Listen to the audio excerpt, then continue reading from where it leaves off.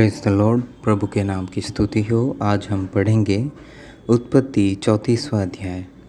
और लिया की बेटी दीना जो याकूब से उत्पन्न हुई थी उस देश की लड़कियों से भेंट करने को निकली।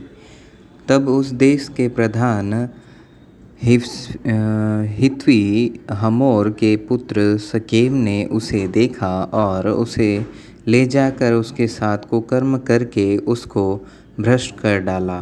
तब उसका मन याकूब की बेटी दीना से लग गया और उसने उस कन्या से प्रेम की बातें की और उससे प्रेम करने लगा। और शकेम ने अपने पिता हमोर से कहा, मुझे इस लड़की को मेरी पत्नी होने के लिए दिला दे।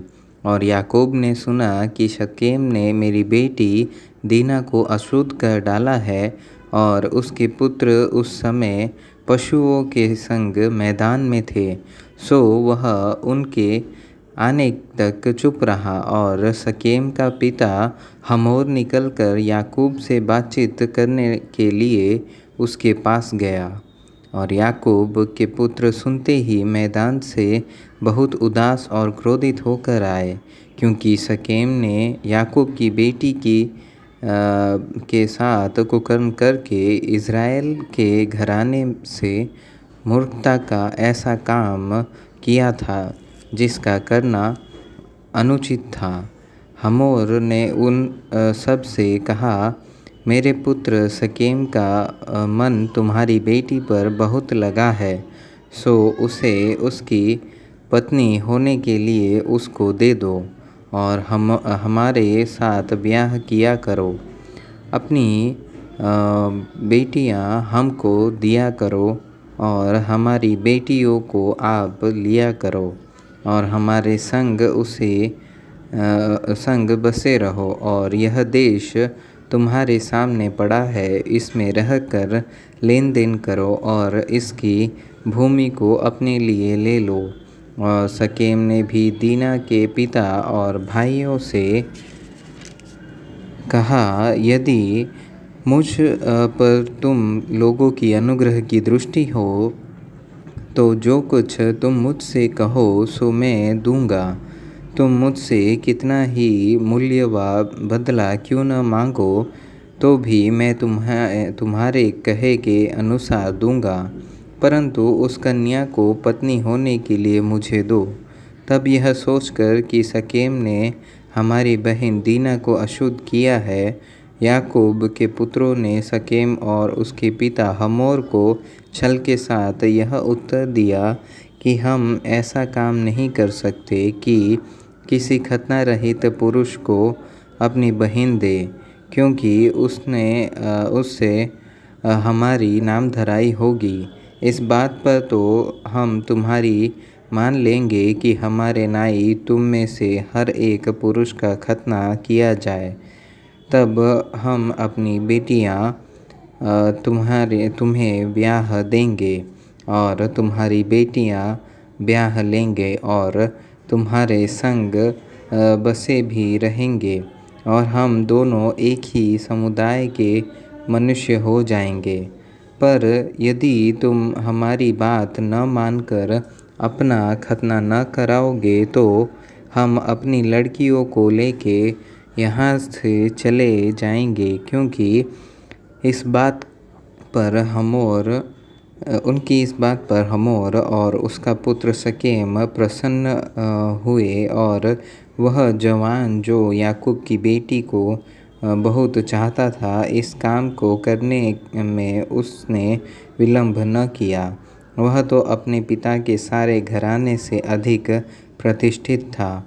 सो हमोर और उसका पुत्र शकेम अपने नगर के फाटक के निकट जाकर नगरवासियों को यूँ समझाने लगे कि वे मनुष्य तो हमारे संग मेल से रहना चाहते हैं, सो उन्हें इस देश में रह के लेन देन करने दो। देखो, यह देश उनके लिए भी बहुत है, फिर हम लोग उनकी बेटियों को ब्याह ले और अपनी बेटियों को उन्हें दिया करें। वे लोग केवल इस बात पर हमारे संग रहने और एक ही समुदाय के मनुष्य हो जाने को प्रसन्न हैं कि उनकी नाई हमारे सब पुरुषों का भी खतना किया जाए। क्या उनकी भेड़ बकरियाँ और गाय बैल वरन उनके सारे पशु और धन संपत्ति हमारी न हो जाएगी? इतना ही करे कि हम लोग उनकी बात मान ले तो वे हमारे संग रहेंगे। सो जितने उस नगर के फाटक से निकलते थे उन सबों ने हमोर की और उसके पुत्र शकेम की बात मानी और हर एक पुरुष का खतना किया गया। जितने उस नगर के फाटक से निकलते थे तीसरे दिन जब वे लोग पीड़ित पड़े थे तो तब ऐसा हुआ कि शमौन और लेवी नाम याकूब के दो पुत्रों ने जो दीना के भाई थे अपनी अपनी तलवार ले उस नगर में निधड़क घुसकर सब पुरुषों को घात किया और हमोर और उसके पुत्र शकेम को उन्होंने तलवार से मार डाला और दीना को शकेम के घर से निकाल ले गए। और याकूब के पुत्रों ने घात कर डालने पर भी चढ़कर नगर को इसलिए लूट लिया कि उसमें उनकी बहन अशुद्ध की गई थी। उन्होंने भेड़ बकरी और गाय बैल और गधे और नगर और मैदान में जितना धन था ले लिया।